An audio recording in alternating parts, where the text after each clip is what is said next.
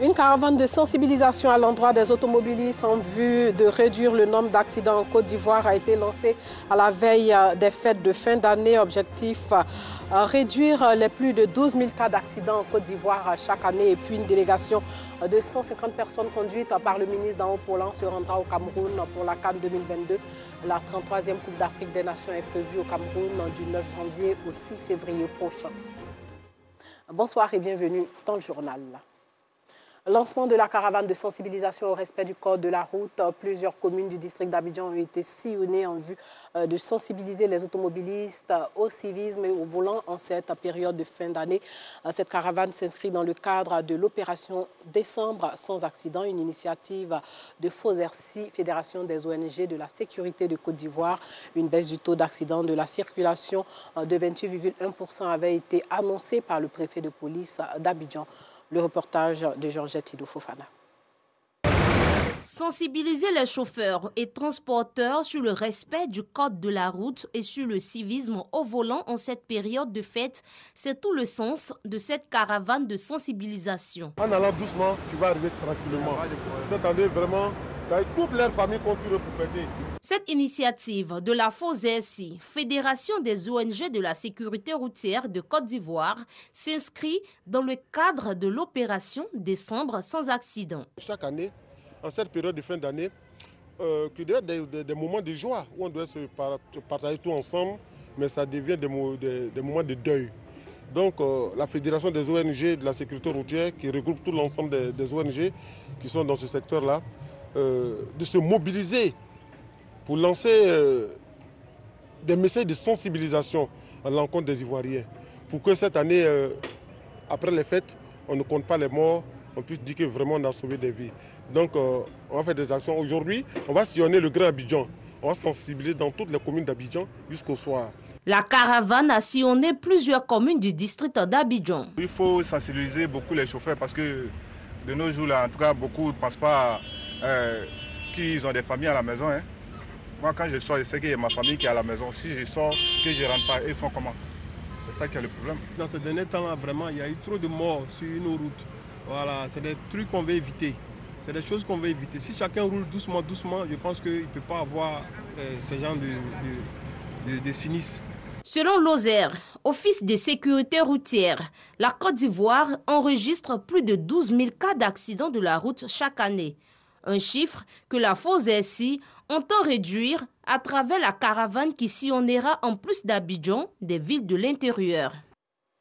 Désormais, les victimes des violences basées sur le genre ont un centre de refuge pour faciliter leur prise en charge psychosociale.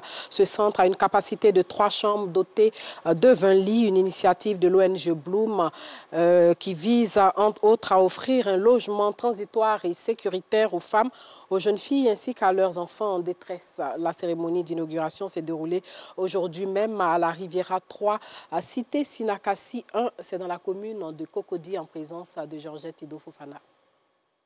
20 lits, des latrines modernes, des espaces de jeu, des bureaux de psychologues. Nous sommes au centre de refuge Bloom. Ce centre dédié aux victimes des violences basées sur le genre est une initiative de l'ONG Bloom, une organisation dont la mission est d'accueillir et d'écouter les femmes et les jeunes filles ainsi que les enfants victimes de violences. Nous, en tant que femmes, il ne faut pas qu'on s'asseye. L'État fait beaucoup, mais il faut qu'on puisse aussi accompagner l'État, aux côtés de l'État aussi poser des actes pour prouver que effectivement nous prenons conscience de notre statut de femme et qu'en tant que femmes, nous pouvons aussi apporter des solutions à nos sœurs. Nous encourageons les femmes aujourd'hui à saisir tous les mécanismes de lutte qui sont mis à leur disposition. En Côte d'Ivoire, selon le ministère de la Femme, de la Famille et de l'Enfant, plus de 400 femmes sont victimes de violences conjugales. Foyer, c'est vrai, on a toute envie de se marier, on est très heureux d'être avec nos maris et nos enfants. Mais souffrir, mourir à petit feu, est-ce que nos enfants méritent de nous voir mourir tôt? Est-ce que les enfants qu'on aime tant méritent de nous voir partir? Ils ont aussi besoin de notre amour. La manière dont on souffre, et on se pose des questions. À qui irons-nous, comme on le dit? Et voici l'ONG qui est ouverte aujourd'hui, qui pourrait permettre à toutes ces femmes de venir se réfugier. Je leur donne un mot, il faut sortir de là.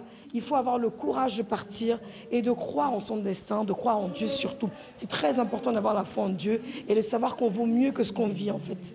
Cette cérémonie d'inauguration a été l'occasion pour la ministre de la Solidarité et de la lutte contre la pauvreté de réitérer son soutien à ces femmes battues. Nous avons des lois qui permettent aux femmes qui sont battues de se présenter à la justice, mais le constat que nous faisons, c'est que les femmes, nous-mêmes en tant que femmes, nous n'arrivons pas à nous approprier ces lois, parce que la femme, quand elle est battue, dans son entendement, c'est de son fait. Ce n'est jamais de son fait. Le ministère de la Solidarité, en synergie avec le ministère de la Femme, accompagnera l'ONG Bloom pour le bon fonctionnement de ce siège. Le centre de refuge Bloom est situé dans la commune de Cocody, à la Riviera 3, dans la cité Sinakasi 1, et est ouvert tous les jours, 24 heures sur 24. Son numéro vert sera disponible dans les jours à venir. Voix des jeunes, c'est ce concours qui met en avant la recherche et la mise en œuvre de solutions pour répondre à des urgences communautaires en Côte d'Ivoire.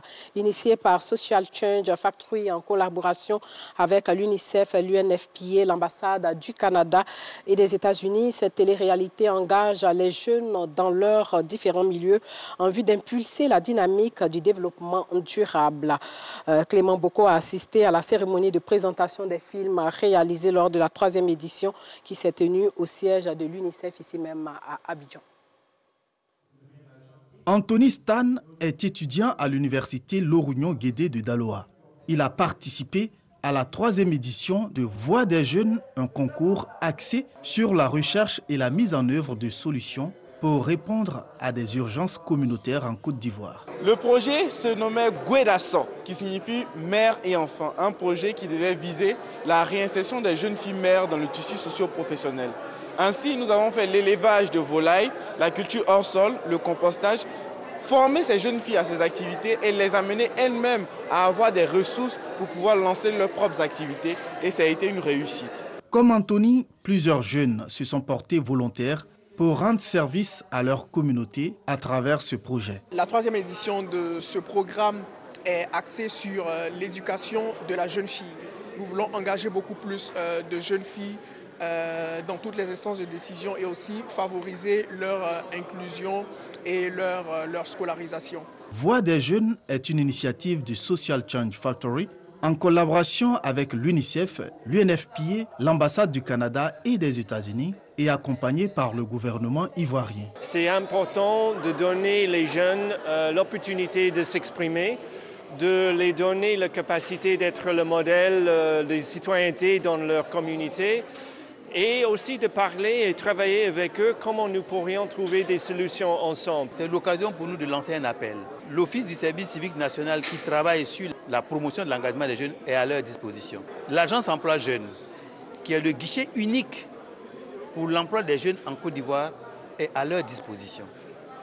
Donc, il n'y a pas de raison qu'ils ne viennent pas nous solliciter pour que nous puissions apporter une réponse aux différentes problématiques qui traversent tout le temps.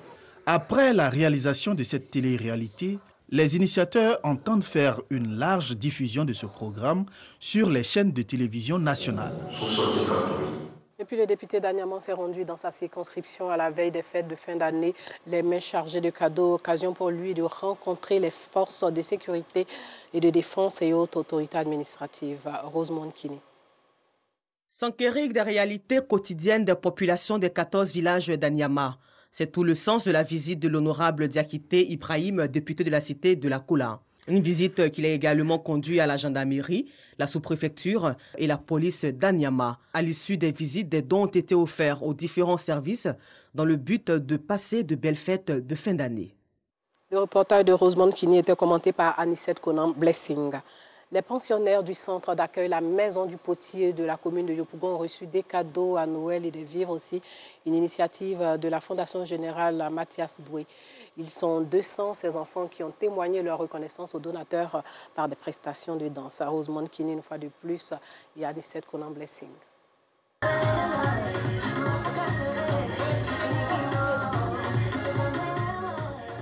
Les enfants de l'orphelinat, la maison du potier, sont en fête. Cet après-midi, ils ont reçu des dons en vivres et non-vivres et des jeux de la part de la Fondation Générale Mathias Doué. Nous sommes joyeux, nous sommes contents. Nous disons merci, un grand merci de la part de la fondatrice. Merci beaucoup de penser aux enfants de la maison du portier. En cette période de fête de fin d'année, cette action vise à donner de la joie et partager ce moment spécial avec ses enfants. La Fondation a bien voulu accompagner les enfants de l'orphelinat, alors offrant des tablettes pour vraiment les inscrire dans la technologie, compte accompagner l'orphelinat sur le plan logistique pour donner un cadre meilleur aux enfants et pour qu'ils aient un mieux-être. La Fondation Générale Mathias Doué a pour credo la solidarité et l'appui aux couches vulnérables. Elle œuvre dans les domaines de la santé, de l'éducation et de l'autonomisation des masses. La mutuelle de développement de Bayota a célébré l'excellence dans sa circonscription pour récompenser les meilleurs élèves des 14 écoles primaires de la dite localité. Une action qui vise à aider les différents établissements. Ouattara Mohamed, Anicette Konan Blessing. Des kits scolaires, mais aussi du matériel didactique et de sport. Ce sont entre autres des dons offerts aux meilleurs élèves et au personnel des 14 écoles primaires par la mutuelle de développement de Bayota, MUDEBA. Cette cérémonie est une opportunité en vue de promouvoir l'excellence dans cette localité. Pour nous, d'ouvrir les perspectives de l'amélioration des conditions de vie et de travail des enfants à l'école de Bayota. Pour nous, il était question de célébrer les enfants, l'excellence à Bayota, pour encourager et créer une saine émulation dans l'école de Bayota.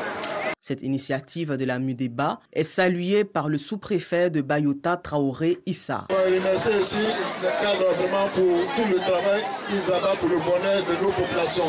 Et je voulais demander de continuer vraiment sur cette lancée.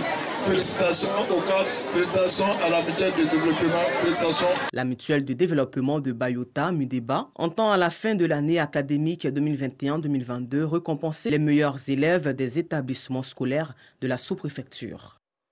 Dans le handball, plus précisément à Katiola, les élèves les plus méritants ont été célébrés, notamment les élèves issus de couches défavorisées qui se sont démarqués par leur abnégation au travail lors du premier trimestre.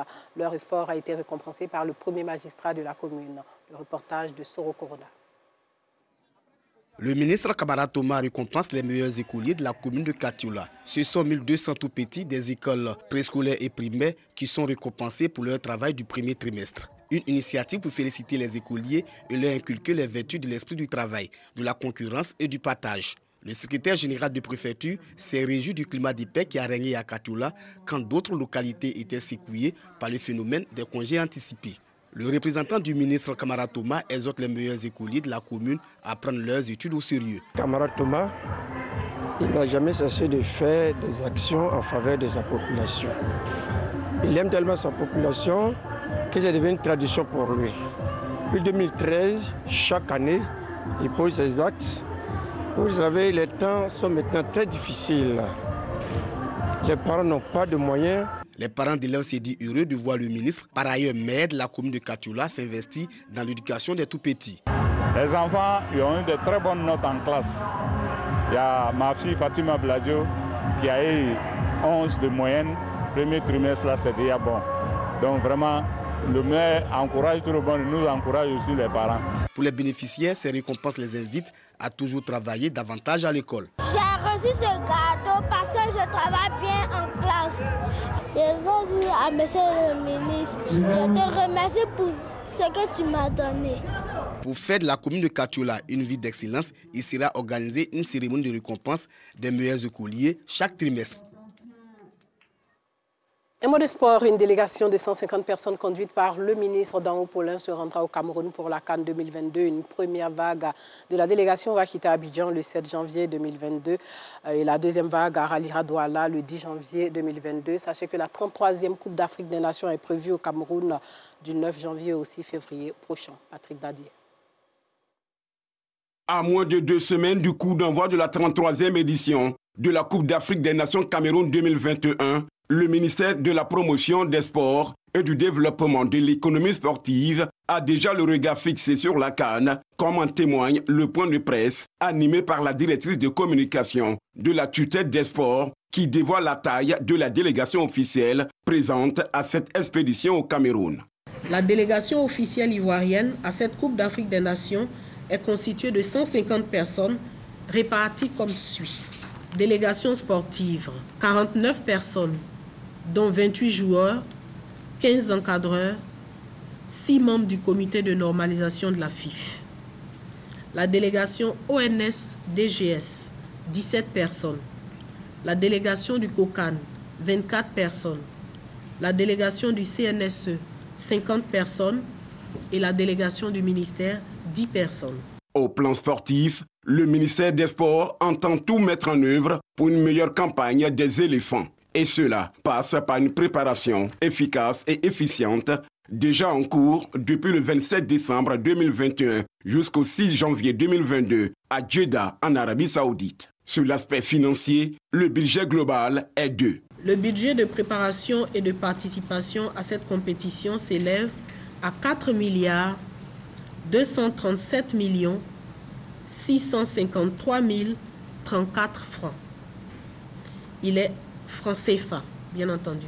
Il est entièrement financé par le chapitre 640 du budget 2022 de l'Office national des sports. Il est réparti ainsi qu'il suit. Préparation et participation de la sélection, 3 434 513 034 francs CFA. Suivi et représentation du ministère en charge des sports, 225 055 000 francs CFA. La prise en charge des officiels de l'Office national des sports pour le suivi, 290 085 000 francs CFA. Et enfin, pour la participation du Comité national de soutien aux éléphants, CNSE, 288 millions de francs CFA. Voilà, c'est tout pour ce soir. Merci de nous avoir suivis et portez-vous bien.